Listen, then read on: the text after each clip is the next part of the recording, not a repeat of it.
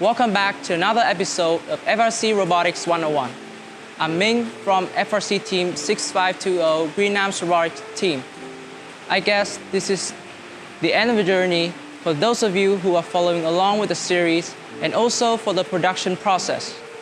This is the last piece of experience that we want to share with you, and it's no longer about the production process, but about what to actually do when it comes to the competition and what to do after that. When it comes to competition like VEX, Robocon, or any first competition, I believe that the performance on stage is arguably just as important as the production process, and the contemplation after the matter is no doubt the whole meaning of the competition. So for anyone who wants to go to a competition like this, keep in mind that a good driver is as important as a good robot. The driver himself can make up to half of the team's success. And a good robot with a bad driver is no better than a bad robot with a good driver. I bet that if you've gone to one of these competitions, you've seen a fair share of robots that are bare bones but somehow move on further than you did. Our first year in FRC was 2017. We made a ragtag bot from only the kit with parts. The materials given to you for promotional purposes, but we did our best out of the 3 seasons because the drive practice time was so abundant since it literally took a week for the robot. The next 2 years, we tried to do more sophisticated designs and ended up having no time to practice, leading to us crying on the stand while watching some wooden box on a drive base carrying games in the finals. The control is extremely taxing. The feeling of winning a match after some phenomenal maneuver can get you in good spirits. But a single loss or a failed maneuver can affect your behavior for a whole day, despite of the fact that you will get right back on stage in some occasions just 5 to 10 minutes later.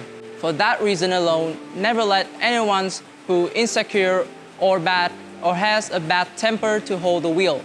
Let people who are generally more calm and collected, especially seniors, because they are more experienced with working under stressful conditions. Another thing to remember is that always have backup drivers that are close with your main driver, because the last thing anyone would want after a single loss is their place being taken by someone they don't really like. And another major factor is the control setting of the robot. Customize the control setting to however the driver wants it. If you're assigned to help the driver with the control setting, don't show a bad attitude and say something like, use an Xbox controller because I'm so lazy, or this mapping is more optimal. You shouldn't say things like that because you're not the one on the field, so do whatever the drivers want you to do. I know this is not a good example, but this is the board we built for our drivers. It's a complicated board with a number of buttons similar to that of a controller. The drive system is a driving wheel, which is not much more convenient than 2 analog sticks, but we have to do whatever so he can perform well. Another thing to keep in mind is that during travel and in play, your robot has plenty of time to break down. Finding a few screws loose is not going to be the only problem you can face during the competition. It's quite common for parts to be bent, dented, broken in collision with other teams, the field, or even worse, your own teammates. So unless you're in America and can always resort to a Home Depot, it's kind of hopeless if you were to break something without bringing backups. So make sure to bring some spare parts, especially for extruding mechanisms, because they are most likely to be damaged. Prepare also things and make sure to have them to make the parts first and have them ready for assembly. Prepare also things like a trolley for transporting the robot and tools around, a strategy guide for you to communicate with other teams, a scout format to look out for the ability of other teams. All of these are not apparent to new team, and I'm sure that to whatever competition you join, there will be additions like these So please reach out to more experienced teams to know what you need to prepare for the competition. Finally, you're at the end of it all, coming home with some Ball Mass award. But it's not time for you to rest yet, because this is not the end of your journey. Whatever you're doing is still just a student competition, and there will be others taking after your steps and competing again next year. This is a time for you to cement the knowledge you've learned and help others who will soon follow you.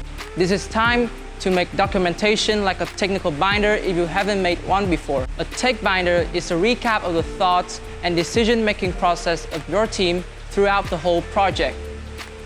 It's common to see something like the brainstorm ideas list, a recap of technical problems, a strategy guide, reasons for decisions, and so on.